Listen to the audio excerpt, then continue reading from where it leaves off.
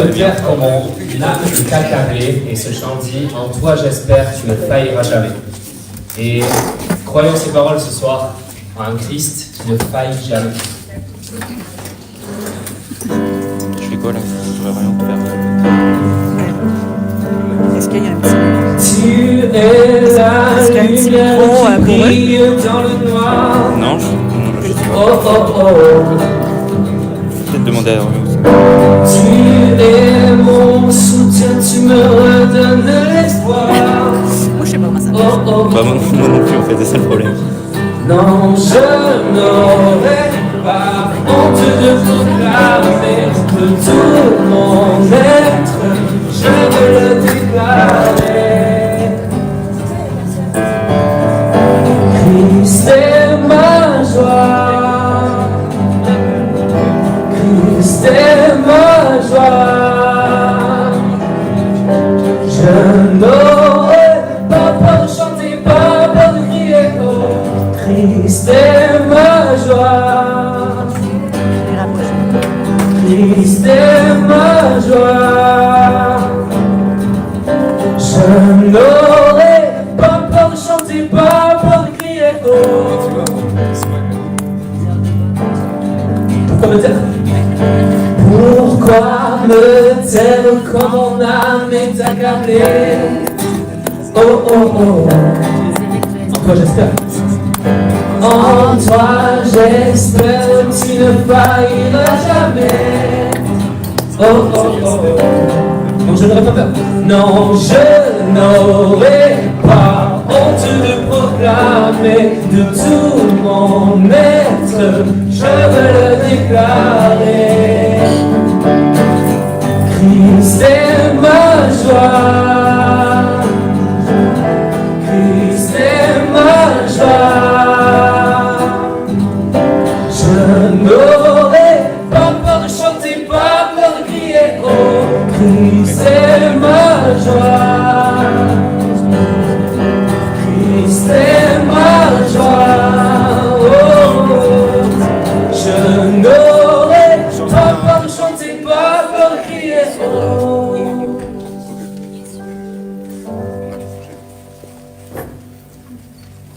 Alors, le prochain chant qu'on va chanter, ça s'appelle Les Océans. Et puis, on a la chance d'avoir un Dieu qui est tout-puissant, qui nous aime, notre parfait, qui a donné son Fils unique pour nous. Et puis, il nous aime tellement qu'il se soucie de nous dans toutes nos situations. Et ce chant, il dit le Dieu de victoire, notre Dieu se bat pour moi, pour me délivrer. Et puis, on veut vraiment chanter ça ce soir.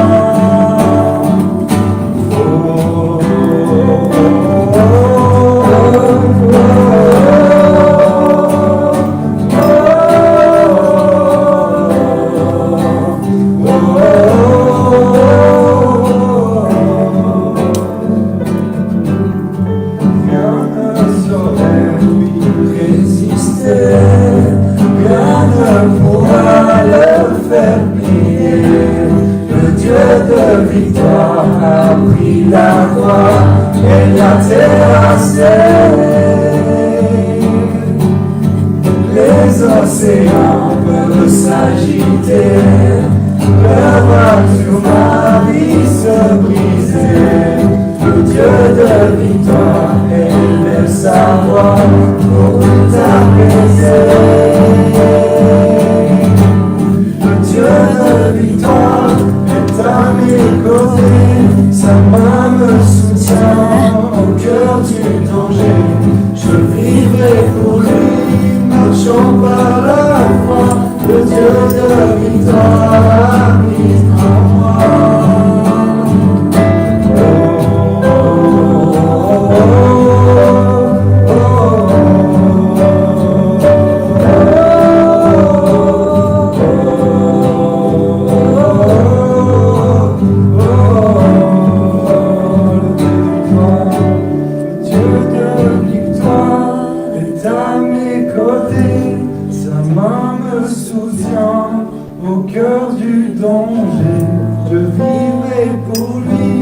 Marchant par la foi, le Dieu de victoire habite en moi.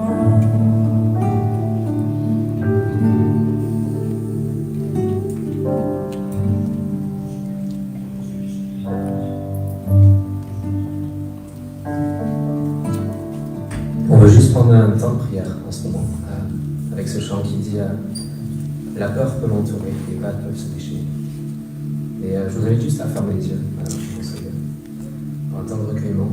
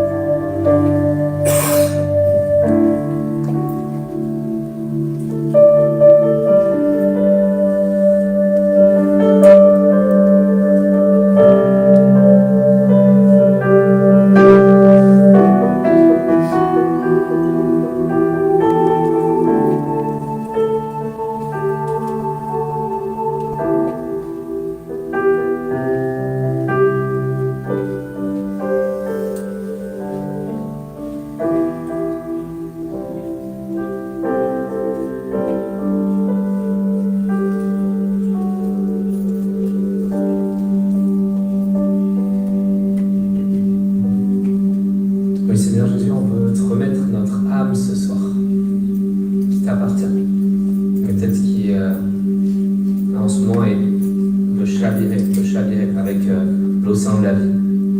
Qu'est-ce que ça comporte? Peut-être en ce moment c'est de la fatigue physique, peut-être en ce moment c'est de la pression aussi spirituelle. Jésus, nous déposons nos cœurs devant toi ce soir et nous les ouvrons. Aide-nous à entendre ta voix. Prends pitié de nous ce soir. Et Seigneur, apaise les vagues, Seigneur Jésus, qui peuvent déferler en ce moment. Tu es Dieu. Et nous le rappelons à notre âme, nous le rappelons à notre cœur ce soir.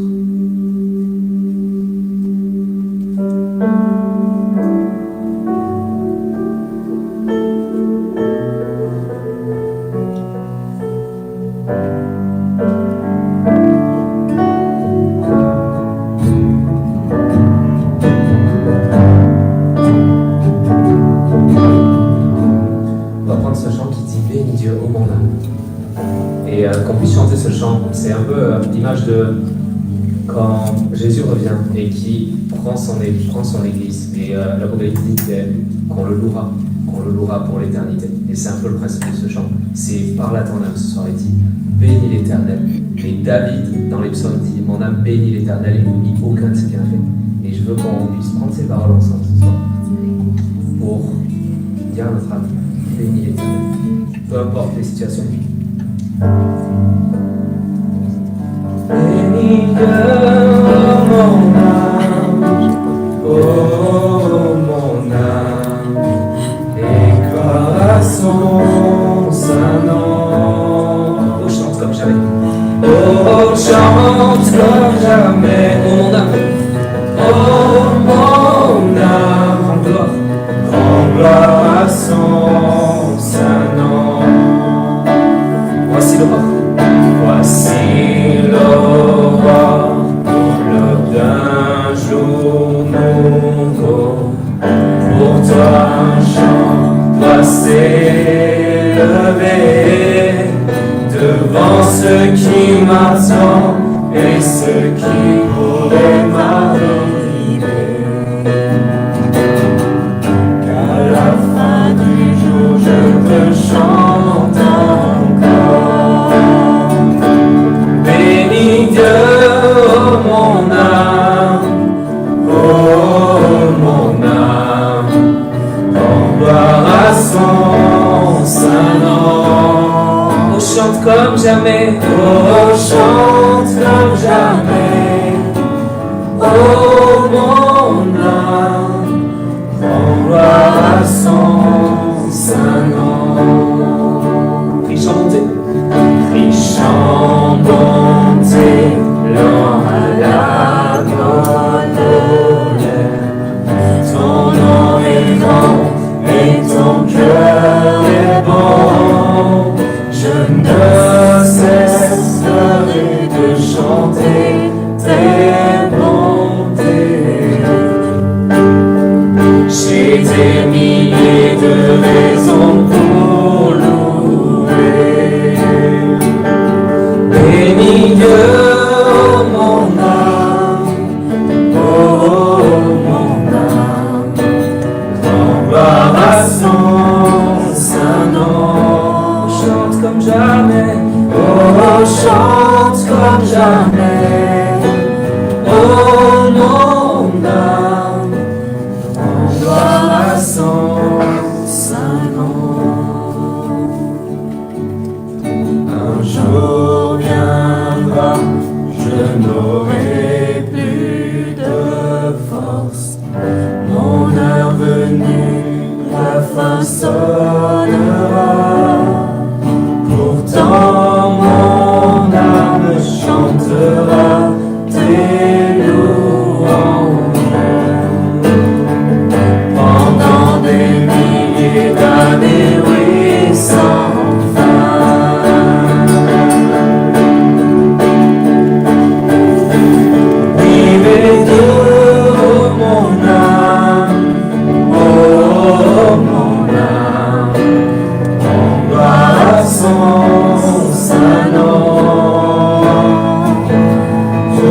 chante comme jamais, oh mon âme, rends gloire à son saint nom. Chantons une dernière fois, bénis Dieu. Bénis Dieu, oh mon âme, oh mon âme, rends gloire à son saint nom. Oh, chante comme jamais, oh mon âme. Oh, chante comme jamais, oh mon âme, rends gloire à son saint nom.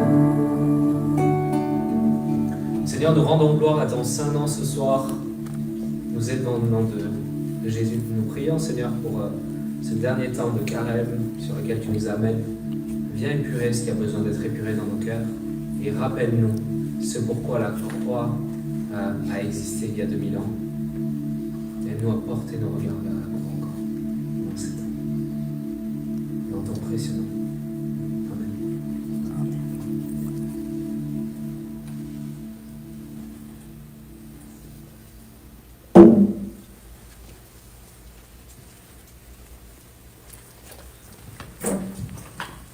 Eh bien, merci beaucoup, Jérémy et David. Je vais commencer par vous souhaiter la bienvenue et remercier les accueillis parce qu'il y a des visages que je revois chaque semaine. On va aussi demander à ceux qui sont nouveaux s'ils veulent bien se présenter, monsieur, juste leur venir pour qu'ils puissent savoir.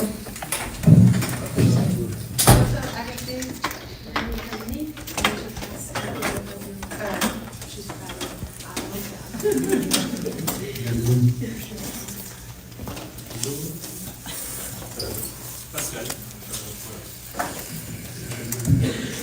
C'est très biblique comme présentation. Tu t'appelleras Pascal.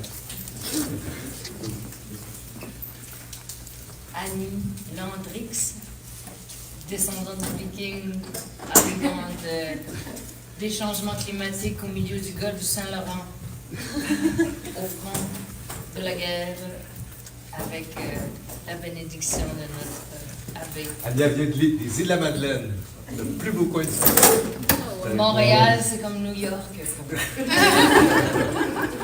Merci de m'accepter dans votre vie. Merci à toi d'être là. Juste vous dire qu'on a une liste d'individus sur laquelle qu'on va faire passer tout à l'heure pour que vous puissiez mettre vos coordonnées si vous voulez. Sans plus tarder, je vais passer le micro au Père Alain pour nous présenter notre conférence. Bon, merci. Ce ne sera pas très long. Donc, celle qu'on a invitée ce soir, on a joué Safe. C'est une amie, c'est une sœur. Et donc, Anne, ça fait longtemps qu'on se connaît. Ça commence à faire un bout qu'on roule notre boss.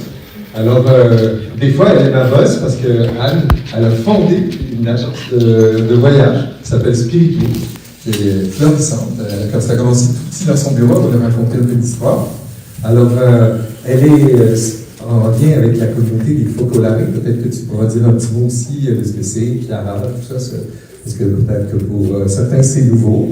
Alors, il y a, à partir de suggestions de certains de vos prédécesseurs au mois de mai dernier qui ont dit oui, mais ce serait cool d'avoir, tu sais, nous, si on veut se lancer en business, y a-t-il des critères, y a-t-il des ressources dans ma spiritualité, dans ma foi, peut-être dans la doctrine de l'Église, et des choses qui pourraient m'aider à prendre des repères éthiques, par exemple. Alors, donc, c'est à partir de cette question-là qu'on en est venu avoir l'idée de réinviter, parce que c'est pas sa première fois qu'elle vient à l'Avent des Fêtes.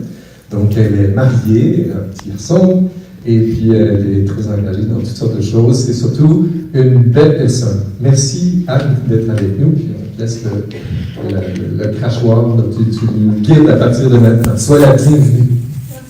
Merci beaucoup, Alain. Bonjour tout le monde, ça fait vraiment plaisir d'être avec vous ce soir. Est-ce que son micro est allé? Je suis. Oui,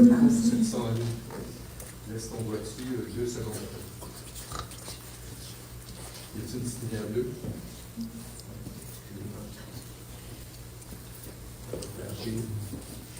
On va la voir.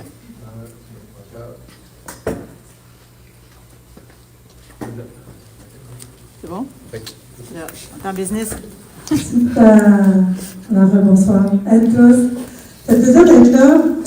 En fait, je viens de la ville de Québec et j'ai déménagé à Montréal en 2001, je pense, oui, c'était l'année du fameux 11 septembre.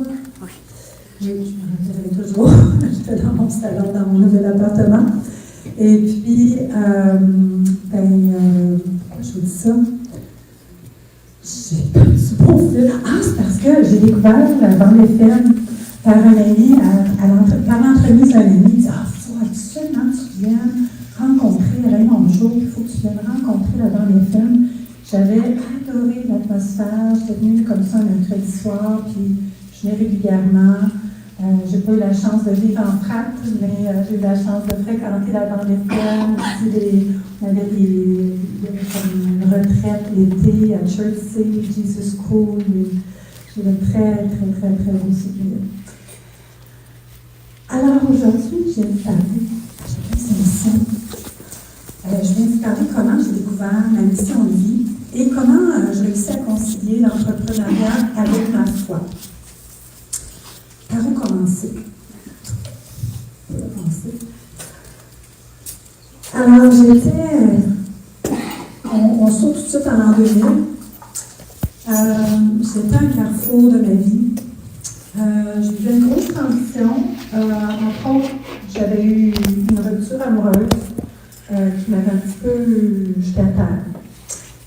Et je me posais beaucoup de questions. Je me demandais, c'est que je m'en vais? Qu'est-ce que je veux faire de ma vie? C'était vraiment l'âge des grosses questions existentielles. J'étais dans la vingtaine. Et j'avais partagé à une de mes amies le questionnement. J'avais dit, il y a juste une chose dont je suis sûre, je voudrais faire la volonté de Dieu. Je ne sais pas comment découvrir sa volonté. Puis elle, ça l'avait marqué que je disais ça. Puis le lendemain, elle faisait partie d'un groupe de prière. Et moi, j'avais une vie très compartimentée à cette époque-là. J'étais animatrice de pastorale, mais j'avais aussi beaucoup d'incohérences dans ma vie. Et donc, je n'avais pas vraiment une vie de prière, je vous dirais. C'était plus intellectuel. Je voulais être une bonne chrétienne, mais aussi j'avais envie de vivre la vie comme j'avais envie de la vivre. Donc, le lendemain, elle m'appelle après son groupe de prière, puis elle me dit, Anne, elle dit, j'ai un message pour toi. Elle dit, t'es-tu assise? Je vais m'asseoir. Elle dit, j'ai reçu un message en prière pour toi, puis je ne me souviens pas tous les détails, mais disons que j'étais assez sous le choc, là, hein, quoi, un message de Dieu. Et donc, elle me dit en gros ce que je viens de vous dire, mais que sur le coup, j'ai un peu mal prise. Mais j'étais dans l'accueil quand même. J'étais dans l'accueil, puis ça vient d'un groupe de prière. Elle me dit, ah, tu sais, tu manques de cohérence dans ta vie. Puis, entre autres, elle m'a dit aussi, elle dit, arrête de prier avec ta tête, prie avec ton cœur. Puis, elle m'avait invitée à prendre un moment pour faire le point.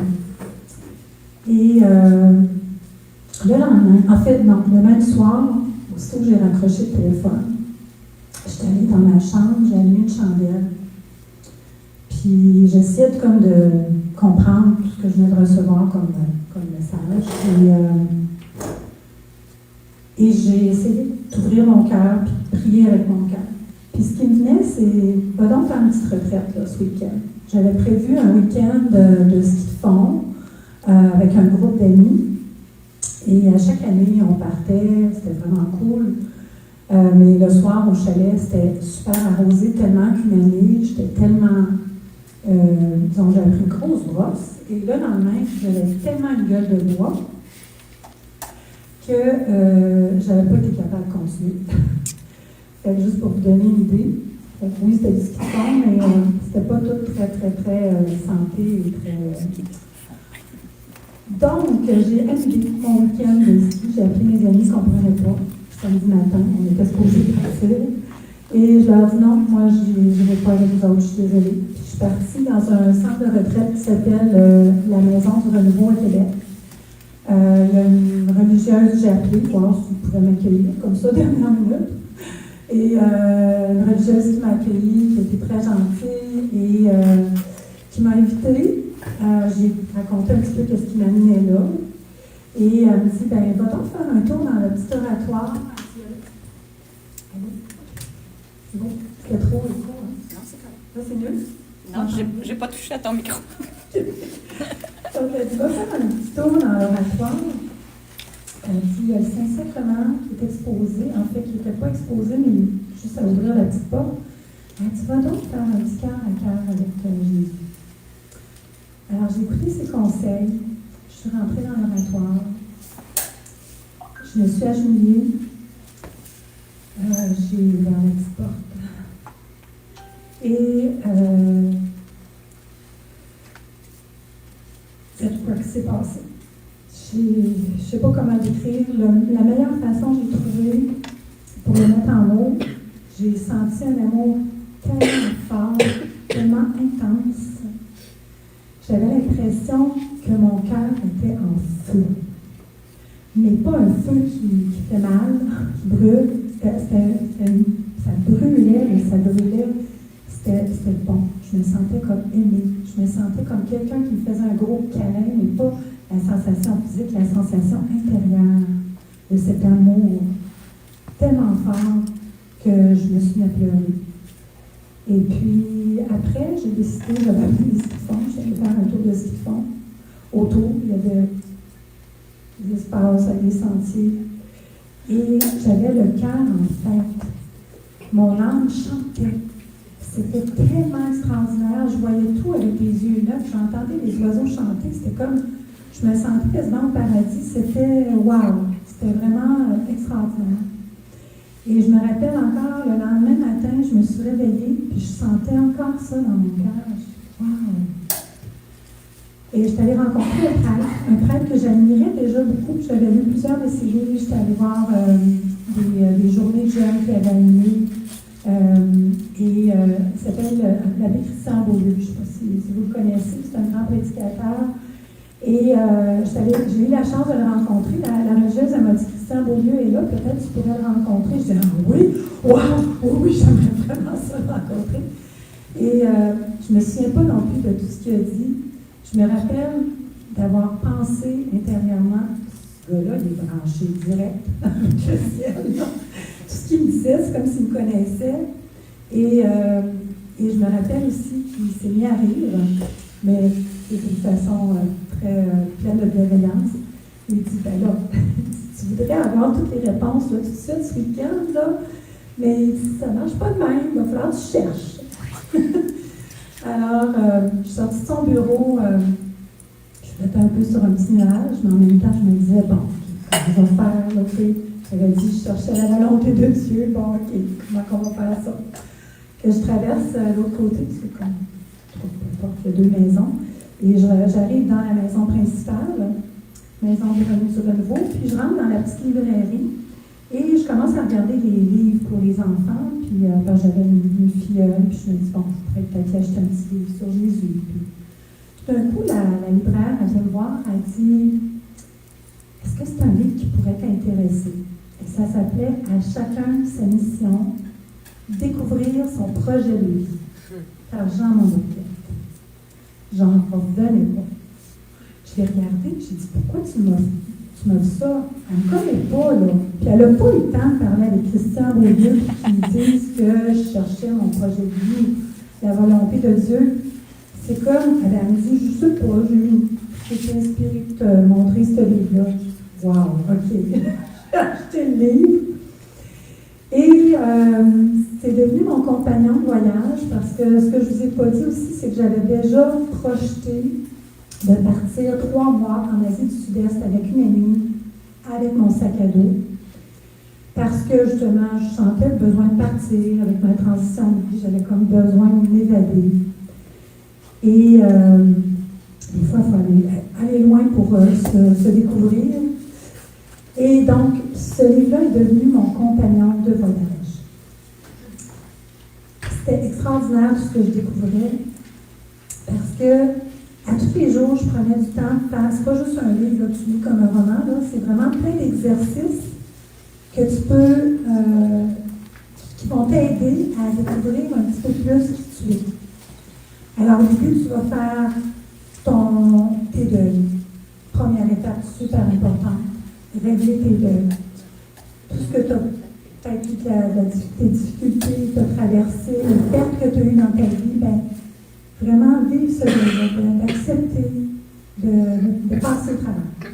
Après ça, tu as plein d'exercices pour découvrir tes passions, tes talents, tes intérêts, et l'exercice aussi de la ligne de vie, où là, tu vois, depuis que tu es né, tous les 5 ans, tu mets tous les événements importants, tout ce qui s'est fait d'important dans ta vie, tout ce qui t'a marqué. Et là, tu te rends compte qu'il y a des choses qui reviennent. Et ça te fait découvrir plein de choses intéressantes. Et finalement, j'étais rendue au Vietnam. Je bouge parce que comme ça, c'est moins endormant pour vous autres et pour moi. J'étais rendue au Vietnam, puis là, il y avait un exercice. Jean Monbouquet, c'est un prêtre, il était psychologue, puis il est allé étudier en Californie la PNL, Programmation Neurolinguistique. Il était vraiment avant-gardiste. Aujourd'hui, c'est bien à mode. À l'époque, pas trop. Puis même, ça posait des questions dans sa congrégation. Mais c'est plein d'exercices vraiment extraordinaires qu'il a mis dans ce livre-là grâce à la PNL.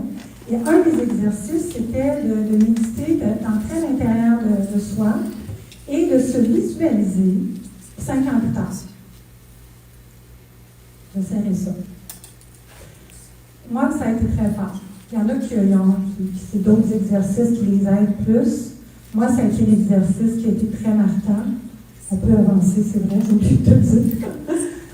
Oui, ça, c'est ma conversion du cœur. Donc, je suis rendue en Asie du Sud-Est. Et, ouais, mais disons, ça a décapé aussi l'Asie du Sud-Est parce que c'est complètement une autre culture. Ça a été un choc pour moi d'avancer. Parce que là, c'était la première fois, j'avais voyagé beaucoup, je travaillais déjà pour une agence de voyage qui était spécialisée dans l'organisation de voyages de groupe pour les étudiants depuis une dizaine d'années.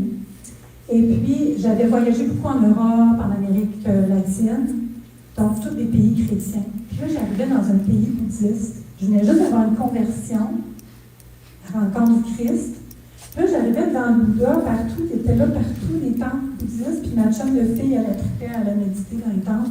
J'y allais avec elle, je trouvais ça beau, mais là, je m'assoyais à côté d'elle, je me suis dit, bon, un peu là, moi, je suis devant le Bouddha, quoi je suis supposée de faire? Ça m'a apporté plein de questionnements. Fait que ce voyage-là, en plus de la quête au niveau de ma mission de vie, ça a été vraiment une quête au niveau aussi spirituel, qui a été très fort. Puis ça donne que j'avais mis un petit Nouveau Testament dans ma valise. J'ai décidé de tout lire ça. Et ça a été extraordinaire. Puis les jeunes qui voyageaient avec moi, puis tu lis là? Nouveau Testament. Oh, ouais. J'étais bien surpris. C'était un gros choc culturel, beaucoup de questions, beaucoup de croissance avec les exercices. Et là, on arrive au Vietnam. Et c'est là où j'ai eu la vision. Une vision très claire, comme quand tu rêves, où je me voyais faire ce que je fais aujourd'hui, organiser des voyages spirituels. Et ça a été comme un grand rêve. J'étais émerveillée. Parce que dans le fond, c'était la combinaison des deux grandes passions, la spiritualité et les voyages. Hein, comment ça, j'ai pas pensé à ça avant? Alors, ça a été la vision et voilà, c'est un grand oui. Puis en même temps, j'avais le goût de partager ce que moi j'étais en train de vivre. Je trouvais ça tellement extraordinaire. Toutes les rencontres que je faisais, je ne sais pas si vous avez déjà entendu parler des synchronicités. Synchronicité, c'est quand il arrive comme un hasard, tu poses une question, puis là, il y a quelqu'un, un peu comme j'ai vécu dans la librairie, à la Maison du Renouveau, qui arrive avec la réponse, mais tu n'as même pas dit c'était quoi ta question, ou des situations où tu penses à quelqu'un, puis il t'appelle, c'est ça, des synchronicités, là. Et il m'en arrivait plein dans mon voyage. On dit aussi que le hasard est l'anonymat de Dieu. Alors, voilà, donc ça m'a ouvert les yeux, le cœur et l'esprit à d'autres horizons du monde et de mon monde intérieur. Et c'est devenu le slogan Spirito, mais c'est vraiment ce que je venais de vivre et j'avais le goût de le partager avec d'autres. Mais je n'étais pas prête tout de suite. Quand je suis revenue au Québec, je suis retombée assez rapidement dans une genre de routine.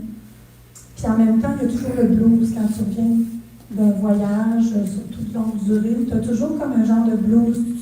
Tu t'ennuies de cette liberté que tu peux expérimenter dans un voyage. Et donc, c'était pas évident. Puis mon rêve, ma vision, a comme tranquillement pris le bord. J'ai vécu un désert, mais en même temps, je faisais des belles rencontres. J'ai rencontré, entre autres, parce que là, cette ouverture sur d'autres religions, je ne veux pas trop embarquer là-dedans. Il y a comme plein d'autres sujets que je pourrais aborder, mais j'ai rencontré une religion pour la paix, puis on a organisé une nuit de spiritualité pour la paix, suite, justement, ouais, j'ai voyagé en 2000, donc c'était en 2001, suite à l'attentat qu'il y a eu à New York. Donc, on a organisé une nuit de spiritualité pour la paix avec plein de religions. Ça a été tellement une belle rencontre. J'avais trouvé ça vraiment, vraiment très enrichissant. J'avais toujours cette question, pourquoi les hommes de bonne volonté, hommes et femmes, n'arrivent pas à la même conclusion sur Dieu? Et puis, ça m'a hanté parce que j'avais aussi rencontré un pasteur chrétien qui, lui, pensait que c'était juste comme sa petite clique à lui qui allait être sauvé. Puis je me disais, ça se peut pas, Dieu est amour. Et ça se pouvait pas. Et puis la réponse, pour fermer ma parenthèse rapidement, la réponse que j'ai découvert, intérieurement, c'est qu'on va être jugé sur l'amour, puis ça dit dans le Nouveau Testament. Et ça reste ma conviction profonde. Je suis allée aussi au désert en Tunisie, dans ces 2 ans où j'avais mis un peu ma vision de côté, mais n'était pas complètement de côté. Quand je suis allée au désert en Tunisie, la photo qu'il y avait en premier, je me suis dit, waouh, j'aimerais ça amener des gens ici. Ça me parlait tellement de désert. Je venais de lire, j'avais lu Le Petit Prince de Saint-Exupéry, aussi L'Alchimiste de Paolo Coelho. Bon, on est ailleurs, là. Un roman philosophique qui parle aussi un peu de spiritualité. Et ça m'interpellait que j'avais le goût d'amener des gens dans le désert. Et puis finalement, je suis venue à Montréal avec une amie, j'ai passé un week-end, puis je trouvais ça beau, Montréal. Je disais, je me savais ici, je sens que j'avais besoin de nouveau. Puis en plus, on m'avait offert un emploi chez un grossiste ici à Montréal. Puis je m'étais dit, ça pourrait être le fun, tu sais, changer de carrière, aller dans une plus grosse agence et faire d'autres choses. J'ai rencontré mon patron, puis je dis, bon, on m'a fait une offre, puis je pense que je vais l'accepter. Ça faisait quand même plus de 10 ans que je travaillais avec lui. J'avais la confiance d'y en parler avant que ma décision soit finale. On est allé marcher ensemble, puis il dit, tu te vois où dans 5 ans? Je dis, c'est drôle, tu me poses cette question-là. J'ai dit, écoute, j'en ai jamais parlé à personne, mais j'ai eu ce rêve-là, puis j'aimerais ça, faire des voyages spirituels. Il dit, c'est tellement génial. Il dit, si tu restes avec nous, je vais t'aider à démarrer ton entreprise, à démarrer des voyages spirituels. Oh, wow! Je suis restée avec lui et il a tenu parole. On continue. Mais là, je n'étais pas prête encore. Et j'avais encore ce désir profond. On est en 2002, 2 ans plus tard. J'avais envie encore de partir loin. J'avais envie de prendre une année sabbatique, faire le tour du monde. C'était un rêve fou aussi que j'avais. Et donc, je suis allée voir mon patron, puis j'ai dit ça. Au début, il ne voulait pas me laisser partir. Puis, j'avais décidé de partir pareil, même si je perdais mon emploi. Puis, finalement, il m'a dit, bon, c'est beau, vas-y. On va te reprendre quand tu vas revenir. Mais il dit, je veux que tu travailles sur ton projet. Si j'y crois à ton projet, tu vas travailler dessus pendant ton année sabbatique. Fait que je suis partie me promener en Europe, j'ai abouti au Kenya. Et juste avant de partir, attendez, il faut que je surveille le temps pour pas trop m'étendre. Regarde, tu l'as, Anne, tu l'as là-bas. Ah, merci. OK, c'est bon. Alors, juste avant de partir faire mon tour du monde, j'étais tombée par hasard, il n'y a pas d'hasard dans la vie, j'étais tombée sur un autre livre que mon père m'avait donné, qui parlait de plein de communautés catholiques à travers le monde, des mouvements catholiques. Et il m'avait parlé, entre autres, des Focolari, parce qu'il avait lu ce livre-là, puis ça l'avait fasciné d'apprendre qu'il y avait des petits villages un peu partout dans le monde où il vivait l'Évangile.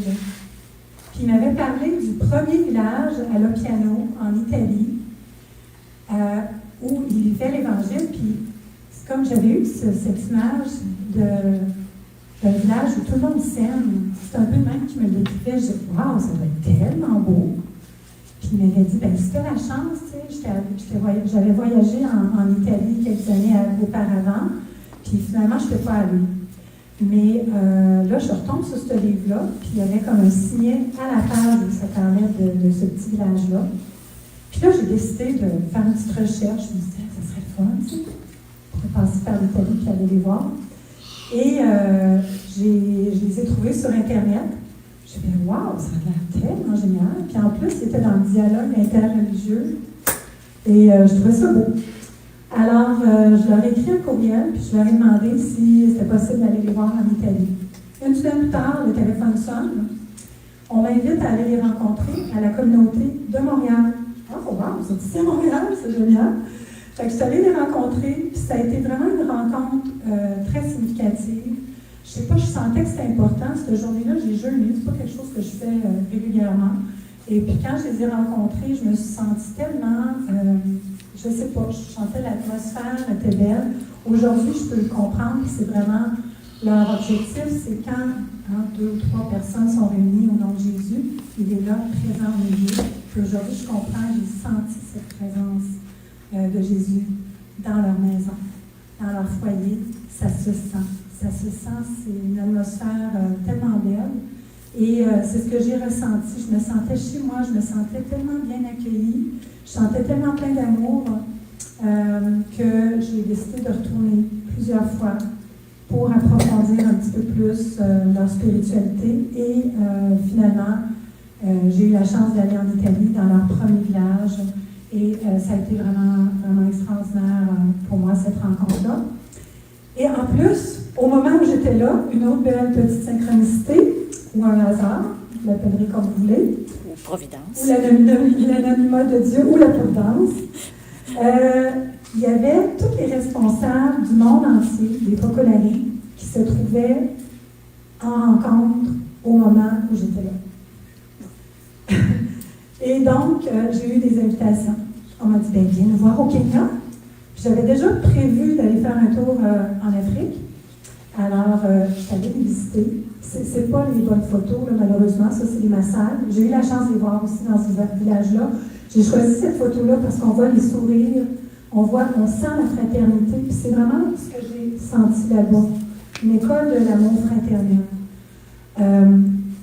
Les Focolari, c'est un mouvement catholique qui a commencé pendant la Deuxième Guerre mondiale, qui a été fondé par une femme, Chiara Lubick, qui était toute jeune et qui avait décidé de consacrer sa vie à Dieu. Elle ne voulait pas partir dans le mouvement, elle voulait juste consacrer sa vie à Dieu, mais elle ne sentait pas qu'elle était appelée dans un couvent. Puis il y a un prêtre qui a accepté, mais à cette époque-là, c'était soit tu te maries, soit tu t'en vas dans un couvent. Puis elle sentait que c'était d'autres choses. Puis le prêtre a accepté de la consacrer, malgré que c'était comme pas by the book, là, je ne sais pas trop. Là. Fait qu'elle a fait ça comme un peu en secret. Elle était toute seule avec le prêtre quand elle a fait sa consécration. Et puis quand elle est revenue à la maison, son cœur était en fête. Je me reconnais un peu dans ce que je vous ai raconté tout à l'heure. Puis elle a acheté des œillets pour fêter comme son mariage avec le Christ. Et elle était tellement rayonnante que ses amis la taquinaient. Pourtant, es-tu en amour? Tu sais, ils la voyaient toute joyeuse, toute rayonnante. Elle leur a confié ce qu'elle avait fait. Et puis, ils ont voulu, eux autres aussi, comme vivre comme elle. Puis, surtout, ils étaient vraiment au service des pauvres au début. Pendant la Deuxième Guerre, il y avait des bombes qui étaient dans le nord d'Italie. Puis, ils allaient dans des abris anti-bombes, puis ils lisaient l'Évangile à la lumière d'une chandelle. Et un jour, ils ont lu le testament de Jésus, hein, juste avant de mourir, il dit « Père, que tous soient un, comme toi et moi sommes un ». Puis ils ont senti que c'était ça leur appel, qu'ils étaient appelés à amener l'unité. Parce qu'avec la guerre, hein, c'est la division, et ils étaient appelés à amener l'unité sur la terre. Au début, Chiara n'a pas compris tout de suite là, que c'était parmi tous les êtres humains. Elle pensait au début plus dans l'Église catholique, parce qu'il y avait des divisions un peu aussi dans l'Église. Plus tard, elle pensait que c'était auprès des chrétiens, parce que c'est ça, on devrait tout être unis, les chrétiens, mais c'est pas toujours le cas, malheureusement. Et plus tard, non, c'est auprès de toutes les religions que je dois apporter l'unité. Elle a reçu un prix Nobel, un prix Templeton pour le progrès de la religion, puis en donnant son témoignage de chrétienne, il y a des gens d'autres religions qui sont allés la rencontrer, qui ont dit « Ça nous interpelle tellement ce que tu vis, puis ton témoignage, puis ils veulent en savoir plus. » Puis il y a des gens qui l'ont invité, entre autres un imam dans Harlem, le quartier plutôt, à l'époque, c'était plus le quartier noir d'Harlem qu'on disait, de New York. Et puis il y avait beaucoup de racisme à cette époque-là. Et puis, elle s'est fait inviter une femme blanche dans une mosquée, une femme en plus, qui va parler devant les gens, et l'imam la présente comme sa mère spirituelle. C'était comme révolutionnaire là, ce qui se passait avec cette femme-là, puis ça a fait une vague de spiritualité à travers le monde. Et avec ce mot « unité », pour résumer un peu l'Évangile, et c'était vraiment pour montrer la beauté de vivre l'Évangile. Elle voulait vivre comme tout ce qu'elle lisait dans l'Évangile, elle voulait le mettre tout de suite en action. C'est pour ça qu'elle aidait les pauvres, puis il recevait plein de providences. Plus il donnait, plus il recevait de la providence pour donner encore plus aux pauvres. qui ont aidé plein d'enfants, des orphelins, des veuves, des blessés de la guerre. C'était rendu, les gens allaient vers eux, puis ils appelaient ça le focolare, parce qu'il y avait un foyer qui brûlait. Le focolare veut dire là où le feu brûle. Et donc, voilà, bref, la petite histoire du focolari. Moi, ça m'a interpellée aussi parce que, dans le fond, on essaie de construire une sainteté collective. Vous savez qu'on est tous appelés à la sainteté. Puis, des fois, c'est comme une sainteté individuelle. Ben, moi, je dois bien faire les choses, puis peut-être je vais aller au ciel. Ben non, on est vraiment responsables les uns des autres. Et donc, c'est une sainteté collective, c'est d'être conscient qu'on est aussi responsable du salut de nos frères et sœurs autour de nous. Donc, on ne peut pas juste les laisser faire n'importe quoi, qu'il faut les encourager, eux autres aussi, à cheminer dans le chemin de la sainteté. Et ça commence par l'amour aussi. Ça commence par l'amour du frère. Hein, c'est le commandement par excellence, d'aimer Dieu, d'aimer son frère comme soi-même. Et donc, dans le petit village au Kenya, c'est ce que j'ai vécu profondément. Je sentais tellement cet amour. Puis quand tu te sens tellement aimé, ben, tu veux donner en retour. Et puis ça devient réciproque. Et donc, j'étais dans cette... Au début, c'était comme une douche d'amour, puis là, je me suis mis moi aussi, bien sûr, à aimer. Et ça a été extraordinaire. Puis j'ai vécu aussi des grandes purifications. Parce que quand tu es baigné d'amour, ça n'a pas le choix. Toutes les blessures, tout ce qui est comme la saleté à l'intérieur, ou la plus belle image que je trouve, c'est quand tu mets une bûche, puis qu'il y a de l'eau dedans, tu la mets dans le feu. Ben, ça fait de la fumée parce que c'est toute l'eau qui s'évapore. Ben, c'est un peu ce que j'ai vécu quand je suis allée vivre dans ce village-là. C'était pas là, mais dans le village au Kenya. Et j'ai eu la chance aussi, j'ai été invitée, tu peux changer de diapo, j'ai été invitée aussi aux Philippines, dans un autre village du mouvement. Il y en a 43 à travers le monde. Et là, je vivais avec des jeunes de mon âge, parce qu'au Kenya, il n'y avait pas de maison pour les jeunes. Mais aux Philippines, il y en avait. Et j'ai pu encore plus être proche des pauvres parce qu'aux Philippines, il y a beaucoup de pauvreté et ils ont une école pour les plus démunis qui s'appelle Buka Scolaire, qui veut dire les mains ouvertes. Et j'ai pu travailler comme bénévole dans l'école pour aider un petit peu. Alors, ça a été vraiment une très belle expérience, très profonde aussi.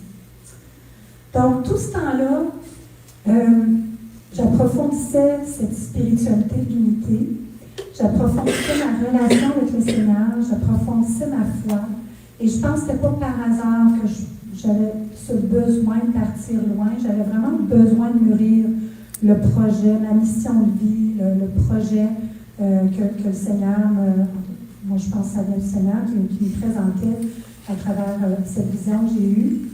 Et puis, ma mission de vie, en fait, il y avait aussi un énoncé de mission, c'était de partager ce feu qui brûlait à l'intérieur de moi, l'amour de Dieu qui me fait chanter et danser de joie. C'était mon énoncé de mission.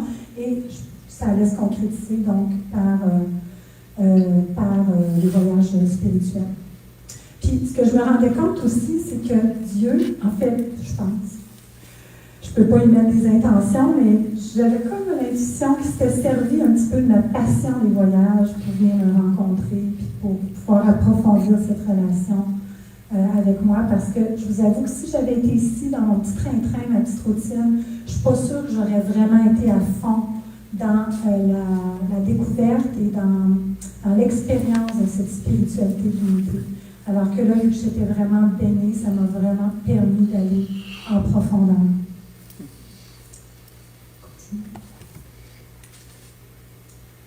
Donc, à travers les rencontres aussi dans le mouvement des Focolari, il y a plusieurs branches, il y a plusieurs réalités.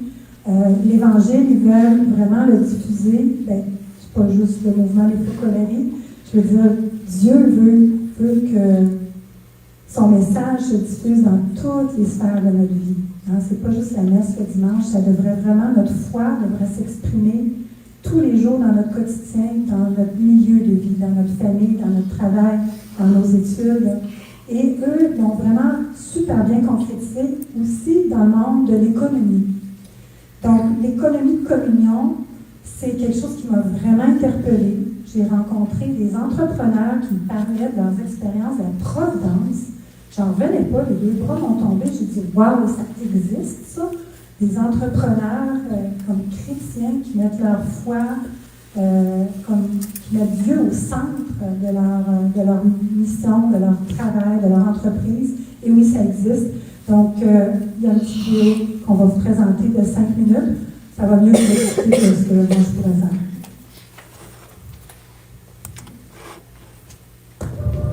Ad attuare una comunione di bene.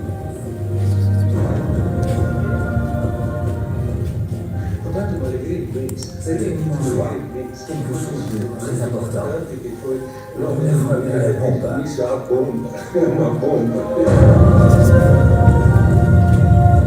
Et quand j'ai entendu cette proposition, vraiment, je me suis levé la main, au sens propre, au sens figuré, parce que je me suis dit, cette proposition-là, elle exprime de façon claire et articulée tout ce à quoi elle aspire.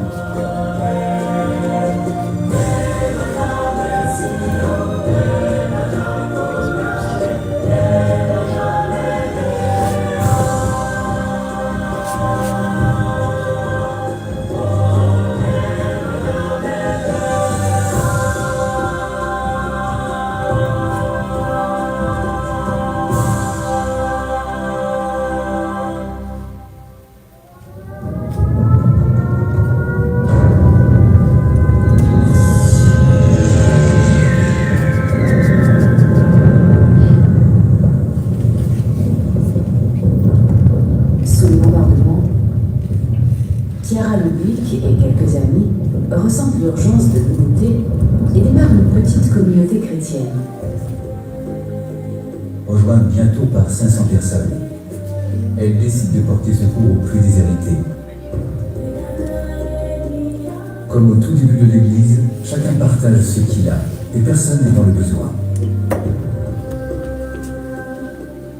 Une des plus belles pages des premiers temps de notre mouvement est celle qui concerne l'amour envers les pauvres. L'amour pour les plus pauvres ne manquait pas dans notre vie.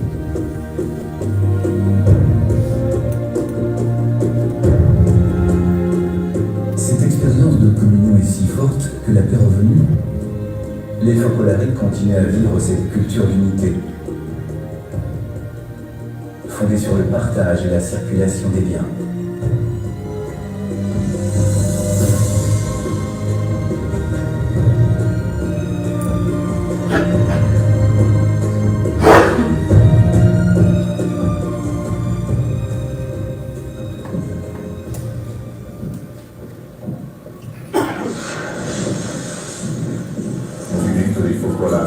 Ha visitato per la prima volta il Brasile nel maggio 1991. Quand Chiara Lubich se rend au Brésil en mai 1991 pour rencontrer les 200 000 Focolari du pays, la réalité s'impose à elle crûment.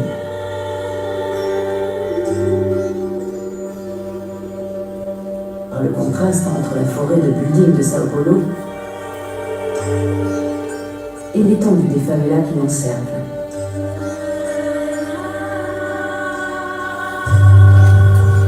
La réalité s'impose à elle en constatant que plusieurs membres du mouvement vivent dans la misère.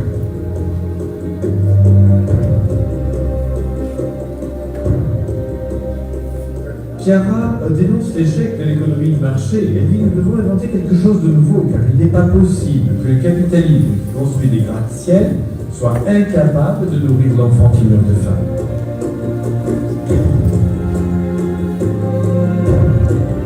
Comment accepter que dans une même famille, certains manquent de l'essentiel?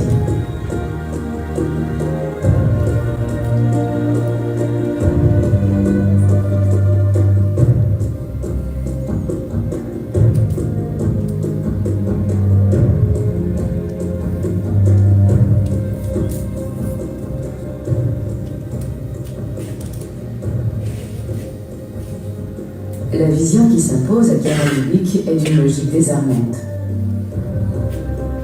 Si le gâteau est trop petit pour que chacun mange à sa faim, il faut en faire un plus grand.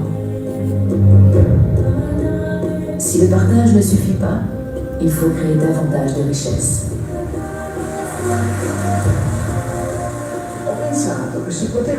J'ai pensé que l'on pouvait créer des entreprises avec les membres de notre mouvement afin d'engager toutes les capacités et les ressources disponibles pour produire ensemble des richesses en faveur de ceux qui sont dans le besoin.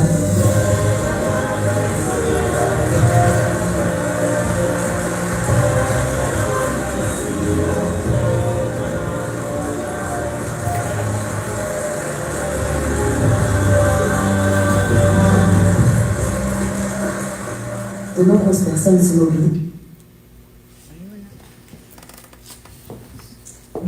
C'est juste un petit résumé d'une vidéo qui dure 30 minutes que vous pouvez trouver sur Internet, sur YouTube. Mais en gros, c'est pour expliquer un petit peu le but de l'économie de communion. Donc, comme vous avez vu, c'est pour aider les plus pauvres, entre autres, vraiment pour diminuer l'écart entre les plus pauvres et les plus riches.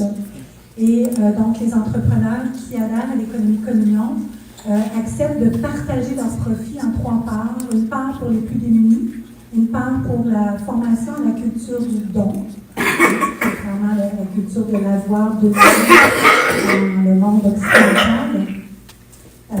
Donc, la culture du don, c'est de comprendre aussi qu'il y a plus de joie à donner qu'à recevoir. Et finalement, la 3e part pour le développement de l'entreprise. Chiara Lubick voulait vraiment concrétiser la doctrine sociale de l'Église. Et aujourd'hui, donc 30 ans plus tard, comme vous avez vu, ça a commencé en 91, plus de 30 ans plus tard, il y a de nombreuses entreprises un petit peu partout dans le monde. Malheureusement, au Canada, on est très peu nombreux. J'espère qu'un jour, on sera plus nombreux. Mais il y a d'autres initiatives similaires, aussi inspirées de la doctrine sociale de l'Église, dont notre projet qui a été lancé par Jean-Robert Ouillet, ancien président de Cordon Bleu.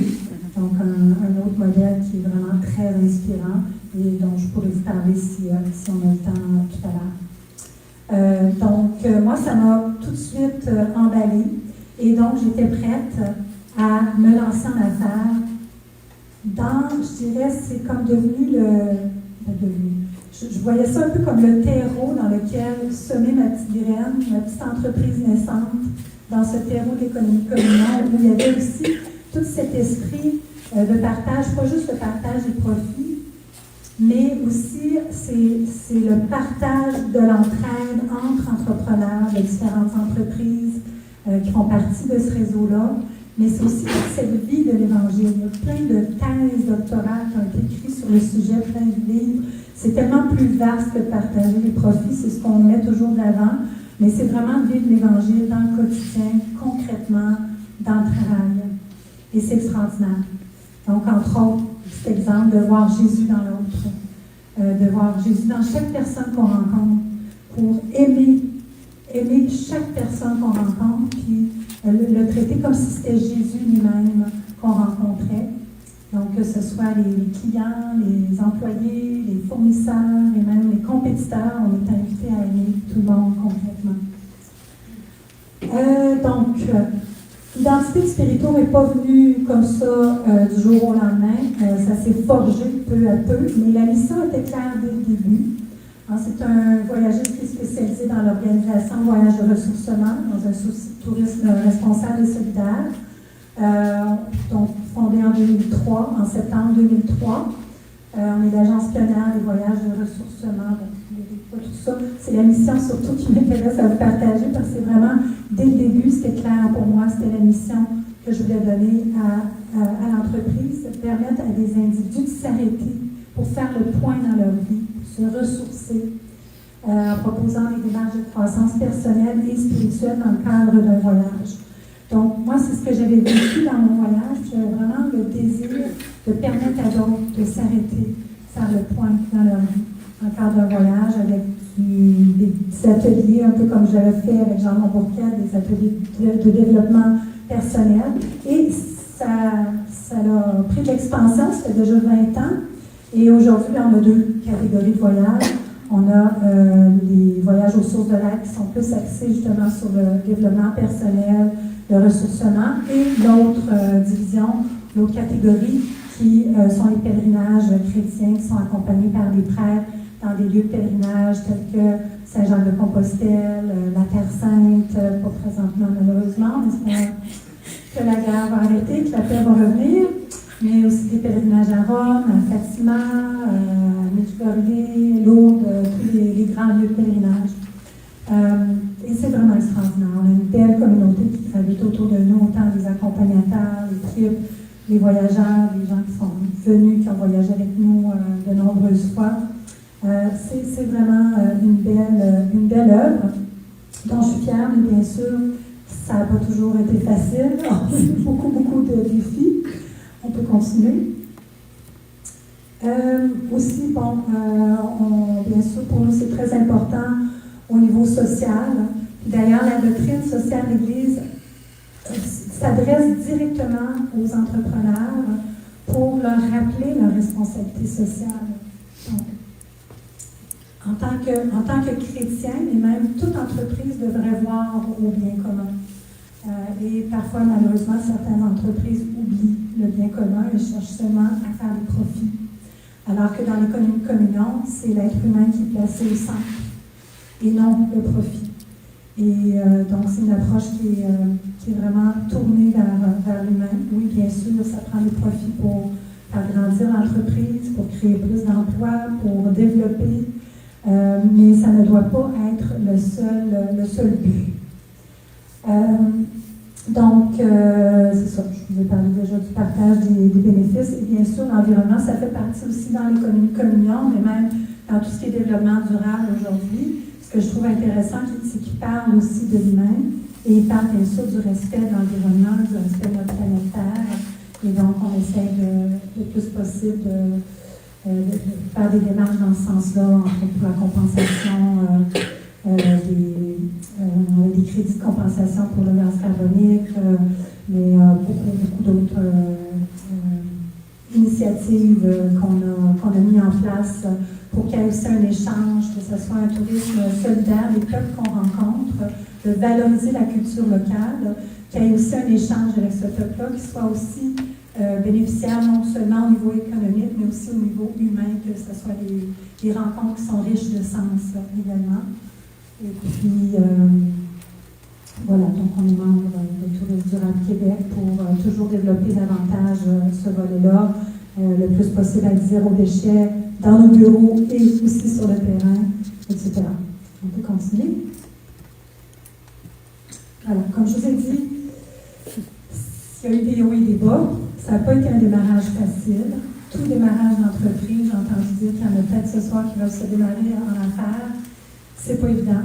Heureusement, il y a plein de ressources qui existent. Au Québec, il y en a plein de ressources au niveau du gouvernement pour vous aider à vous démarrer. Et j'ai eu la chance de bénéficier de ces ressources-là pour m'aider. J'avais un coach qui me donnait des petits conseils. Et puis, j'étais toute seule quand j'ai commencé. Et j'ai commencé littéralement dans mon salon, dans mon appart à Montréal. J'ai décidé de déménager. Suite à l'offre que j'avais eue, je vous disais, je trouvais ça beau Montréal, je parlais avec mon patron, je disais que j'avais besoin de changement, c'était pas juste pour l'argent, je voulais changer de job, je voulais changer d'air. Et puis, il m'avait dit, on aurait besoin de quelqu'un à Montréal. Et puis, j'avais donc déménagé en 2001 à Montréal. Et puis,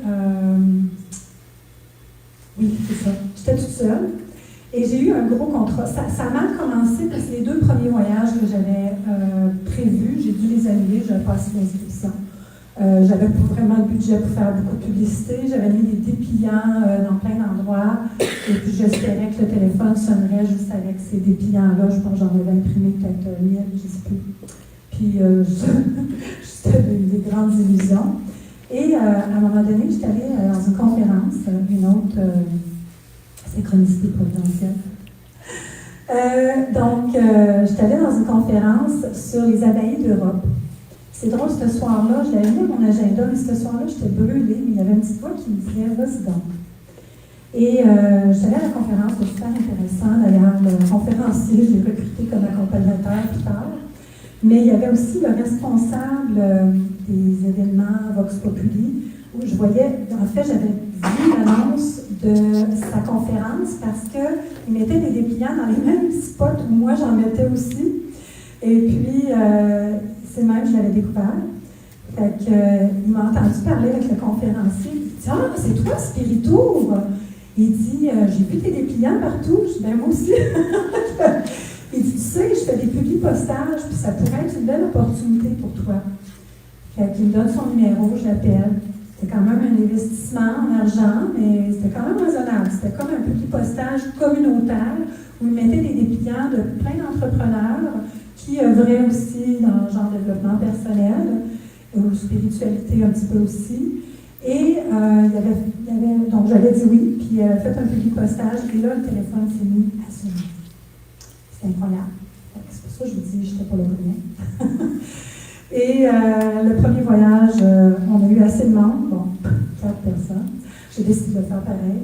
Je faisais vraiment presque pas de profit, mais j'étais contente. J'avais mon premier groupe. Let's go, on part en Tunisie. Je les ai amenés dans le désert. Ça a été extraordinaire.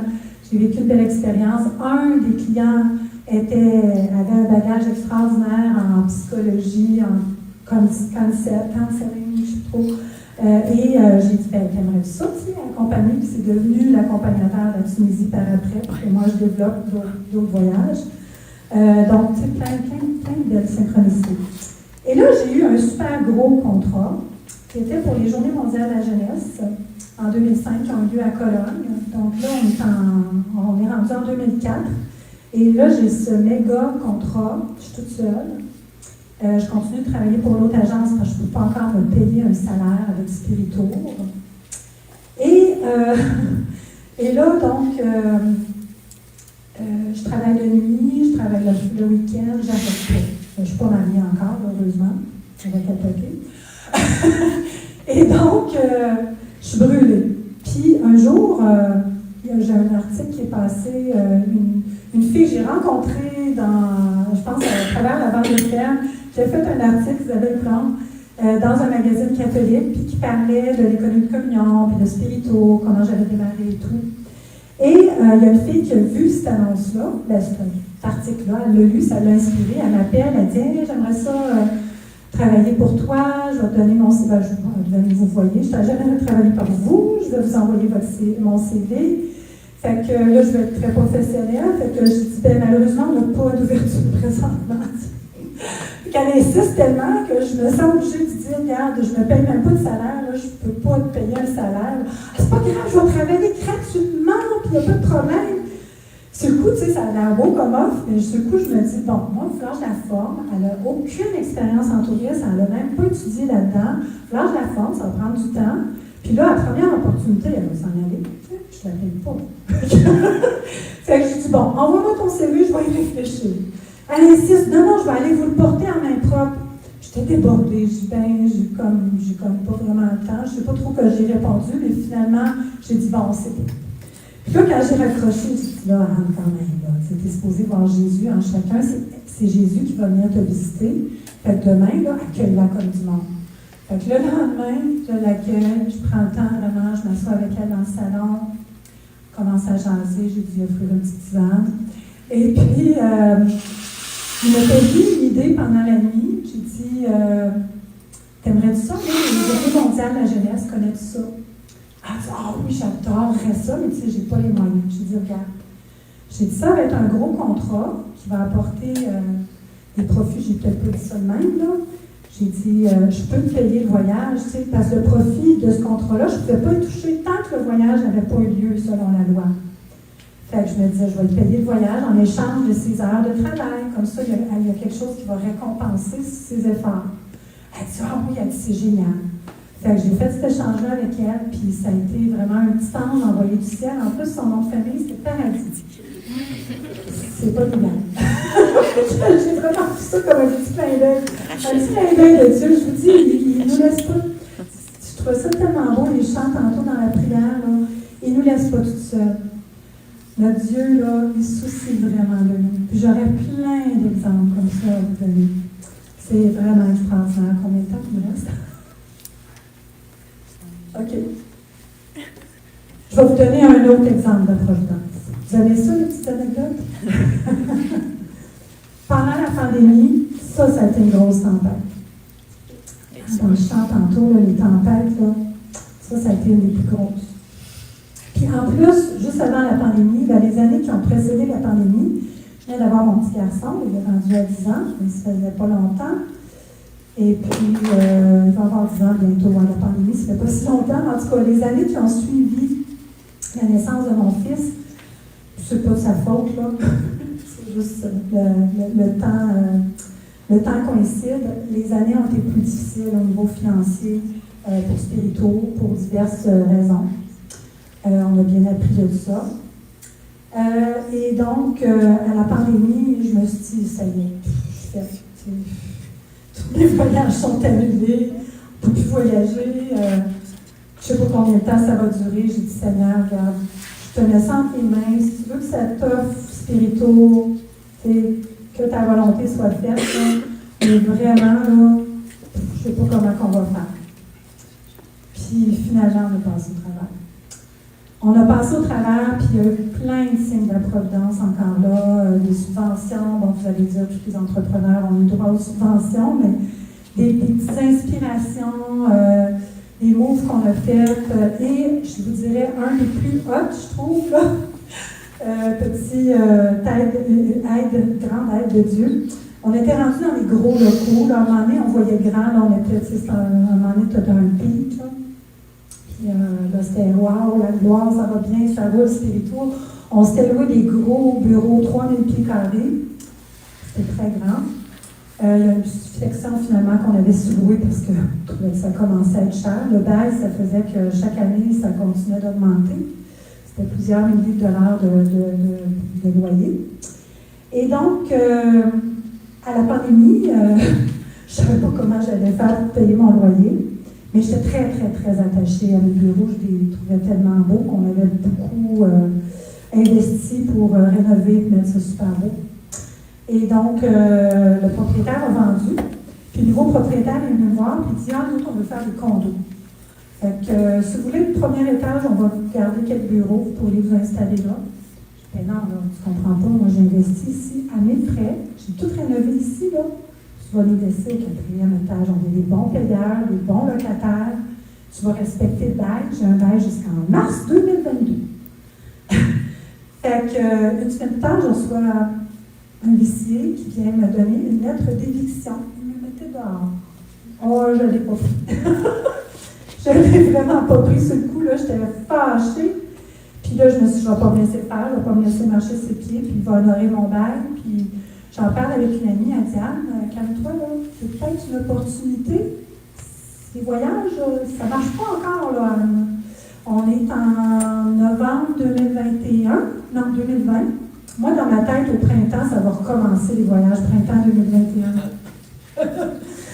Et donc, non, on va te le faire, il n'y a pas de problème. Puis là, quand j'ai su qu'on ne pouvait même pas passer Noël avec notre famille, j'ai dit, ouf, ok, ouais, je pense que c'est peut-être un signe de providence, effectivement. Mon ami a raison, c'est peut-être une opportunité. Fait que là, je me suis mis, tout le monde était en télétravail, je me suis mis à chercher juste un petit bureau, je me suis dit, juste le temps qu'on passe à travers la pandémie, puis après ça, on cherchera plus grand. Et puis, je suis même venue ici voir les locaux. Puis finalement, je me suis ramassée à côté de l'Oratoire Saint-Joseph. C'est un ami que je connaissais qui avait des bureaux au Centre Pèlerin. En fait, le directeur du Centre Pèlerin, ceux qui connaissent, qui a été tellement extraordinaire, je ne suis pas gênée de dire son nom. Il m'a fait vraiment un prix d'ami. Il avait un petit local de vide, il en a parlé avec son conseil. Il était d'accord. On s'est installé là. Puis en plus, il y avait de la place au sous-sol pour entreposer tout le stock qu'on avait. On a donné, on a vendu, mais il nous reste encore bien des affaires accumulées pendant toutes ces années-là. Et ça nous a vraiment sauvés. Honnêtement, là, on n'aurait pas été capable de payer notre loyer jusqu'à la reprise des voyages qui a été finalement 1 an et demi plus tard, en mai 2022. Alors, ça aussi, pour moi, c'est vraiment, vraiment la providence en action. Je pense qu'il y aurait juste une slide. Je vais conclure avec ça. Donc, foi et entrepreneuriat, c'est possible. Je pourrais vous donner plein d'autres exemples. Je vais finir avec ça, tiens. Doctrine sociale d'Église, notre projet, pardon, si c'est dans vos questions, je pourrais en parler, mais c'est quand même quelque chose de très important et bien commun. OK, on va finir avec un symbole. Imaginez-vous deux colonnes. OK? La première colonne représente l'économique dans une entreprise. Okay? C'est important comme pilier. Il faut que l'économie soit vue sérieusement, que le budget soit révisé, que tu fasses attention à comment tu dépenses ton argent, puis que tu ailles chercher des revenus. L'économie, c'est un pilier important. L'autre pilier, c'est l'humain. Il faut que tes employés soient heureux. Il faut que tu fasses attention à eux, tu vois leur bien-être, c'est super important. Plus ils sont heureux, aujourd'hui, ils disent ça dans toutes les écoles managériales, plus ils sont heureux, plus ils vont produire. Mais on veut quand même qu'ils soient heureux sincèrement. Et donc, ces deux piliers-là, c'est bien beau. Comment on va les tenir? Parce qu'aussitôt qu'il va y avoir une crise, lequel pilier va tomber en premier? Tous les managers, c'est pas vrai, plein de managers vont juste se concentrer sur l'économie. Alors, ils licencient pleinement, massivement, parce que c'est la pandémie. Est-ce que c'est la bonne chose à faire? Il y en a plein qui ne sont plus capables de rembaucher après la pandémie parce que, ils ont mis à pied trop de monde, tous leurs éléments clés.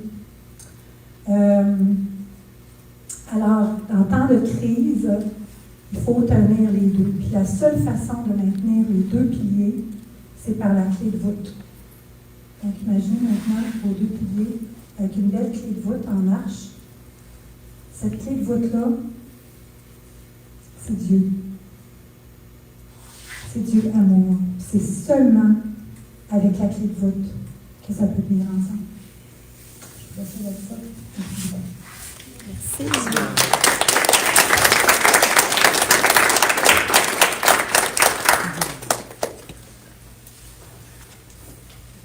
La période des questions. Installer le micro.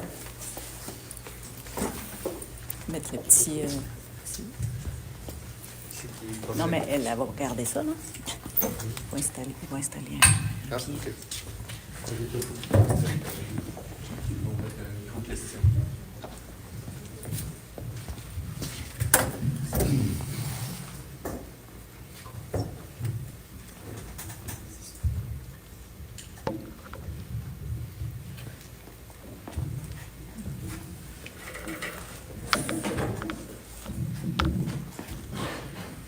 Je n'invite pas pour poser vos questions.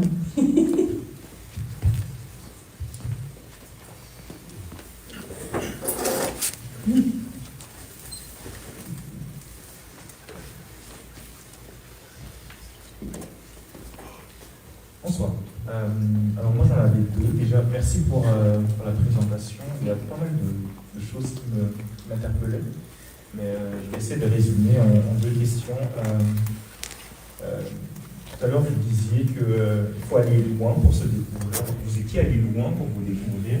Est-ce qu'il y a de belles choses que vous avez découvertes ou que vous découvrez encore sans aller très loin? Deuxième question, est-ce qu'il faut absolument passer par des moments difficiles pour se découvrir vraiment? Voilà. Merci beaucoup, très belle question. Non, il ne faut pas nécessairement aller loin pour se découvrir, vraiment pas. Je dis ça de même. Il me semble que j'ai entendu un dicton qui disait ça, là, mais je ne suis pas d'accord dans le sens. C'est juste que, en fait, Jean Monbourquette le disait de cette façon-là, c'est que dans les moments de transition de la vie, c'est important de s'arrêter et de se... En fait, c'est surtout important de se retirer de toutes ces occupations habituelles parce que, comment il explique, c'est qu'il faut se retirer, puis c'est pour ça que ça aide des fois d'aller loin ou dans une autre culture, parce que ça permet de découvrir ton identité profonde indépendamment de ta culture, de ton milieu social, de ta profession. Tu n'es pas ta profession, tu n'es pas ton milieu social, tu n'es pas ta culture, tu n'es pas ta famille, tu n'es pas tout ce qu'on t'a inculqué, tu n'es pas ton diplôme d'université. C'est pas ça. C'est comme te dépouiller, apprendre à se dépouiller pour aller découvrir qui t'es profondément, qui t'es réellement, dépouiller de tout ça. Fait que quand tu vas loin dans une autre culture, tu n'as pas le choix, le décapage, le dépouillement est instantané parce que tu te retrouves nowhere, tu n'es plus personne, les gens ne te connaissent pas, puis fait que tu n'as pas le choix de te découvrir. Moi, c'est le même que j'ai vécu, mais ce n'est pas nécessaire d'aller à l'autre bout du monde. Tu peux le découvrir autrement. Ici, au Québec, on a des lieux extraordinaires. Tu peux décider d'aller faire une retraite dans un monastère. J'en connais un à Charlevoix qui est extraordinaire, le témoignage de BPM à Chelsea, en pleine nature. La nature, je trouve que c'est un lieu extraordinaire aussi. Quand j'ai besoin de faire le point, de me retrouver en nature, ça m'aide énormément. Et la deuxième question, c'était... Est-ce qu'il y a de belles choses que vous avez découvertes sur vous sans aller très loin? Oui, absolument. Oui, je pense que chez les Moniales, entre autres, c'est un lieu où j'adore. Oui, parce qu'on a découvert des belles choses là-bas, mais je ne pourrais pas juste te dire, là, mais oui, c'est possible. Tout à fait. Merci.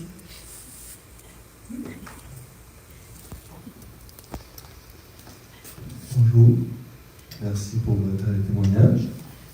J'ai une question pour vous.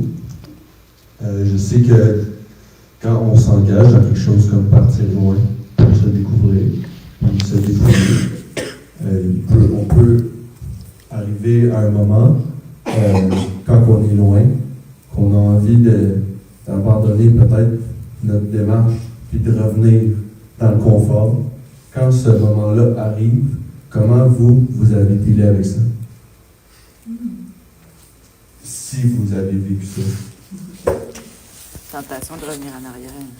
Pardon? La tentation de revenir en arrière, d'abandonner. La tentation de, tu sais, comme par exemple, quelqu'un qui est dans un mariage, on va dire après, je sais pas, 3 ans, 10 ans, va avoir envie de divorcer, mais je sais que quand on fait une démarche comme ça, on peut avoir à un certain moment envie de partir, de revenir d'où ce qu'on vient, dans l'ancien confort. Comment est-ce qu'on deal avec ça? Oui, tout à fait. Dans les voyages, je vais vous avouer que moi, je suis une personne qui s'adapte quand même facilement. J'ai rarement eu le besoin de revenir à la maison parce que je manquais de confort. C'est sûr, à un moment donné, j'avais plus de sous pour voyager. Quand je suis partie en année sabbatique, j'ai dû écourter parce que j'avais plus les moyens financiers de continuer comme ça. J'avais quand même travaillé un peu, là, pendant un an sabbatique, j'avais trouvé des petits jobs à gauche, à droite, j'avais réussi à avoir un permis de travail en Australie. Mais là, à un moment donné, la job, je suis tannée, je n'aimais plus ça, puis c'est ça m'a permis de continuer mon année sabbatique. Mais jamais j'ai eu vraiment envie de tout laisser. Par contre, je l'ai vécu dans ma crise de quarantaine, ici au Québec. Ça, tout le monde va passer au travers si vous ne l'avez pas déjà passé au travers. Puis, tu sais, il y a plusieurs étapes dans la vie. C'est pas juste la quarantaine. C'est à la vingtaine aussi, là. C'est comme des moments de transition qui ne sont pas évidents. Puis, la quarantaine, souvent, la crise de milieu de vie, c'est pas évident. Puis, là, j'avais envie de tout lâcher. J'avais envie de quitter mon mariage. Même aujourd'hui, ça va très bien. Puis, je suis très heureuse d'être restée. Mais à un moment donné, tu n'as plus envie de rien. Je voulais vendre mon entreprise. C'était comme, comment ça, je suis plus heureuse dans mon mariage, puis dans mon entreprise. C'est moi qui ai fait ces choix-là. Puis, Seigneur, j'avais l'impression que ça venait de toi, mais là, je suis plus capable, là, plus. C'est des crises qu'on traverse. Puis finalement, c'est ça. J'ai trouvé de l'aide, un accompagnateur spirituel qui m'a aidé à naviguer dans cette crise de milieu de vie. Puis le Seigneur a été bon avec moi, puis il m'a aidé aussi à en ressortir grandi. Ça répond à ta question? Oui.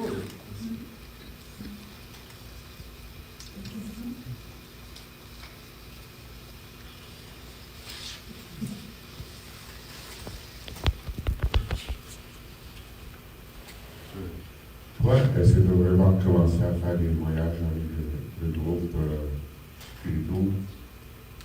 Oui, merci de la question. l'accompagnais beaucoup avant la naissance de mon fils. C'est sûr qu'on s'était mis d'accord, mon mari et moi, pour les premières années jusqu'à ce qu'il commence l'école primaire. Je vais recommencer tranquillement, surtout les Journées mondiales de la jeunesse que j'aime accompagner. Ça me tient beaucoup à cœur, je trouve ça beau de voir la jeunesse qui va fêter, célébrer leur foi. Très beau. Les voyages les moins chers, c'est sont combien? Au Québec, quelqu'un m'a demandé est-ce qu'il y a des beaux endroits au Québec. Il y a le sentier, vous n'êtes pas obligé de le faire avec Spirito, mais il y a le sentier Capoa. Cette année, je vous encourage à le faire. C'est un sentier de type Compostelle.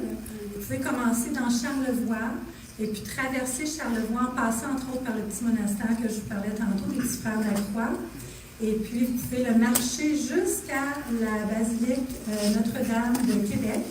Parce que là, il y a la Porte Sainte cette année. C'est le 350e anniversaire du diocèse de Québec.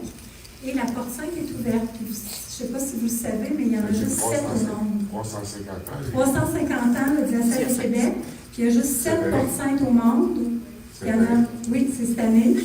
Puis, l'année prochaine, vu que c'est le jubilé, elle va être encore ouverte, la porte.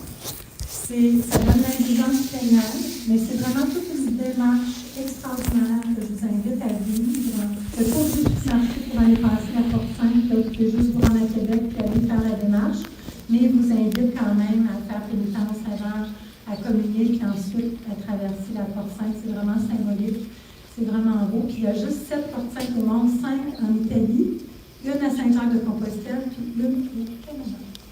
C'est quand ton projet voyage avec Spirito? Ça, c'est en septembre. Vous pouvez aller voir sur notre site Internet, vous n'êtes pas obligé de le faire avec nous. L'avantage, c'est que c'est accompagné avec un petit groupe, donc c'est sécurisant, il y a des accompagnateurs, mais vous le faites à votre rythme, mais sinon, vous pouvez partir vous-même avec un sac à dos. Ça va être où? Dans Charlevoix, jusqu'à Québec. Tu vas en faire l'année prochaine? Pas aller poser des questions après, Pierre. Pierre. On va en faire l'année prochaine. Puis cette année, on va avoir aussi un pèlerinage avec les Autochtones. Ça va être une belle expérience. On va rencontrer 4 communautés autochtones. Ça va être bientôt sur notre site web. C'est avec Mission chez nous. Peut-être l'année prochaine, pour me donner plus de sens à la vie. Je vous souhaite l'année prochaine, on va sûrement avoir la Gaspésie. Puis ce qui est beau aussi, c'est qu'on célèbre la messe à tous les jours, dans des lieux magnifiques, des fois en plein air. C'est vraiment extraordinaire. Merci Pierre pour la question. Merci beaucoup. Je serais intéressée, vous avez mentionné qu'on pourrait vous poser par une question le mot pardon est bien commun. Est-ce que ce sont des projets au même titre que celui de M. Ouimet? Merci pour la question. Je suis contente de vous la soulever. C'est pas directement, je voulais juste pas oublier, j'espérais avoir du temps pour en parler. Je vais quand même essayer d'être brève s'il y a d'autres questions. C'est que vous savez que dans la foi chrétienne, on est invité à pardonner même à ceux qui nous font du mal. Et dans la vie d'une entreprise, des fois, il y en a qui nous font du mal. Et j'ai eu l'expérience qu'une employée est partie chez un autre compétiteur. Ça arrive dans plein d'entreprises, c'était pas la fin du monde, mais malheureusement, la façon que ça s'est fini, la façon qu'elle est partie, ça a été très douloureux pour moi. Je me suis sentie très blessée et je pense qu'elle aussi. C'est jamais juste dans un sens, les blessures. Fait que je ne la blâme pas. Moi aussi, j'avais des parts. Et pendant la pandémie, j'ai su que l'agence où était parti mon compétiteur fermait ses portes. J'ai pensé à elle. J'ai prié. Ça faisait des années que je priais pour réussir à lui pardonner. Ça a été très dur. Vous savez que le pardon, ça ne se fait pas juste comme ça en décidant de pardonner. Quand les blessures sont profondes, c'est plus difficile. Puis il y a plein d'étapes. D'ailleurs, Jean Monbouquet a un livre extraordinaire sur les 7 étapes du pardon. Alors, je suis en train de cheminer dans ces dernières étapes-là. Et j'ai écrit une lettre pour lui dire que j'étais au courant que l'agence avait fermé. J'ai juste écrit un petit mot gentil. Et c'était comme la boucle que j'étais en train de fermer. Elle m'a répondu un peu froidement. Ça m'a un petit peu... c'est ça. Mais bon. Mais c'était correct. J'avais fait ma part, puis elle avait le droit. J'accueillais qu'elle n'était pas prête. elle-même, et puis c'était correct. Et j'ai laissé ça mort. Puis plus tard, j'ai fait un rêve. Les rêves, des fois, c'était la côté du rêve, mais des fois, je pense que c'est des petits songes qui sont dans la vie d'une part de certains songes, dont Joseph, il y avait un songe. Et ce soir-là, je pense que c'est vraiment un songe. J'ai vu cette personne, cet employé, qui était assis, adossé le dos contre un mur. Il lui tendit la main. Elle ne voulait pas prendre la main.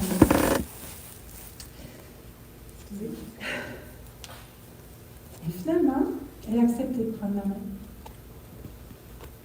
Je me suis réveillée et j'avais comme... Je restais avec cette sensation comme si j'allais vraiment toucher. C'est vraiment spécial. C'est comme si le rêve ne quittait pas dans la matinée.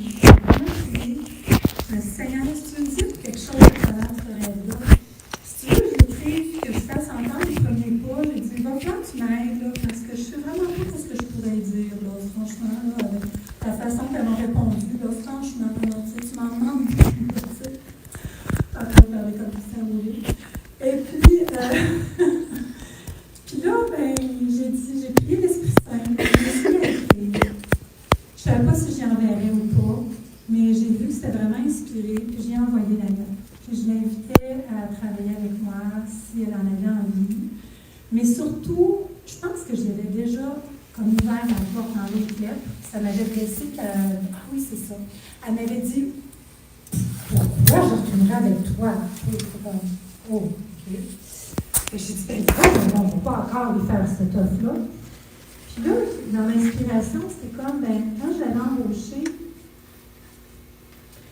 elle était venue avec moi, je me rappelle qu'elle m'avait dit parce que j'avais cru en elle. Puis j'ai repris cette trame-là dans le sens, je crois encore en toi. Malgré tout ce qu'on a traversé, je crois encore en toi. Et c'est la personne la plus passionnée. Je ne devrais peut-être pas en dire trop, mais en tout cas, pour garder l'anonymat, en tout cas, c'est une personne qui est vraiment passionnée. Et c'est un don, je pense, au Seigneur, passionnée pour les pèlerinages. Et bref, elle m'a répondu. Là, je sentais l'ouverture. Et finalement, elle est revenue avec moi comme collaboratrice différemment. Puis ça marchait mieux pour nous deux. Et ça a été vraiment une belle réconciliation. Alors, c'est important de parler, vraiment. Voilà, c'est cette histoire. Merci beaucoup, Anne, pour ton témoignage. Merci. Et puis,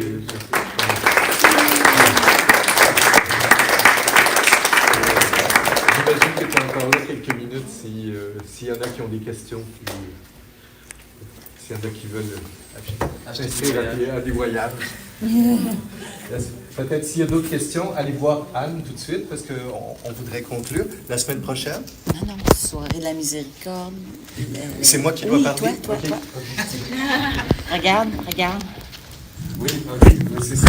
Samedi prochain, s'il y en a, si tu viens voir Anne. Alors, c'est la semaine 5, comme vous savez. Et puis, donc, samedi, il y a une proposition de soirée de miséricorde. Il y a 14 prêtres qui vont venir dans Saint-Jean-Baptiste. C'est un vrai miracle. Pour vivre un moment de parole, de chant, de recueillement, et puis faire une démarche communautaire, mais avec la possibilité, pour ceux et celles qui le veulent, de rencontrer un prêtre pour soit vivre le sacrement de réconciliation, ou même le sacrement des malades. Tout ça sera expliqué en temps et lieu. Donc, c'est à partir de 19h, dans la grande église, on fait ça avec les fraternités monastiques de Jérusalem. Et puis, on a invité les prêtres du coin. Alors, ça va être un beau moment pour se préparer le cœur à la fête de Pâques.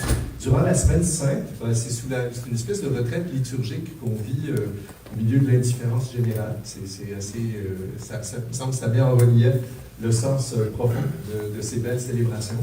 Donc, ça commence le mercredi soir, il y a la messe chrismale à la cathédrale, avec des représentants de tout le diocèse.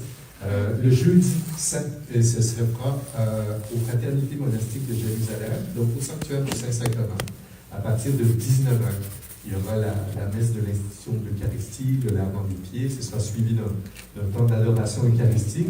Puis avec les moines et moniales, il y a même un office de Gethsémani, je crois que c'est à 11h.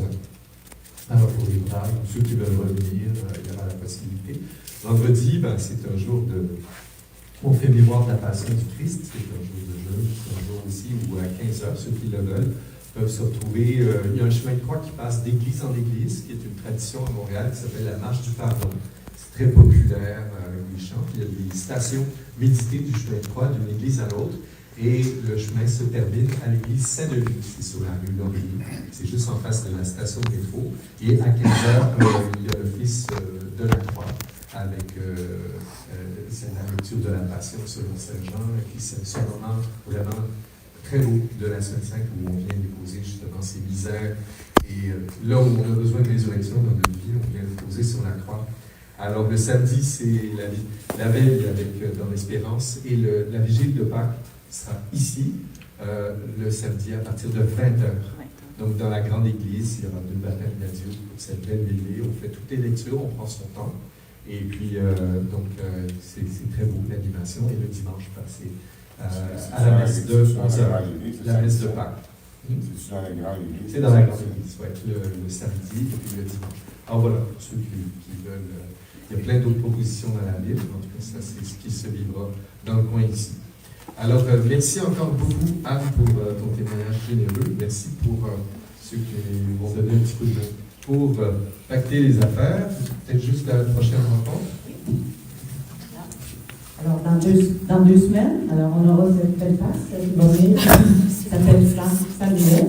Alors, il y a un site qui s'appelle Sam Parle. Si vous êtes curieux, vous pourrez aller voir ça, Sam Parle.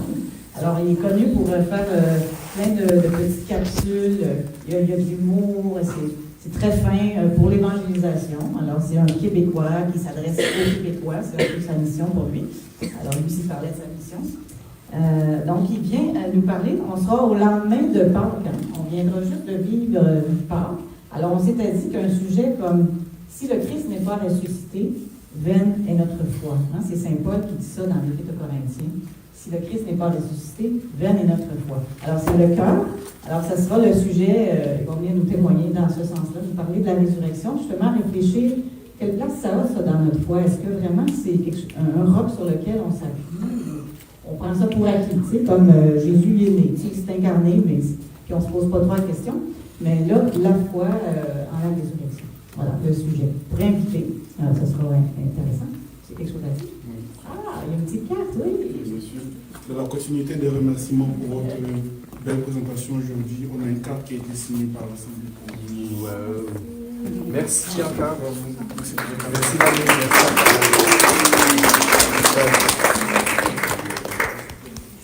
Un peu de lecture. Bonne soirée tout le monde. Bye. Il reste du gâteau, madame.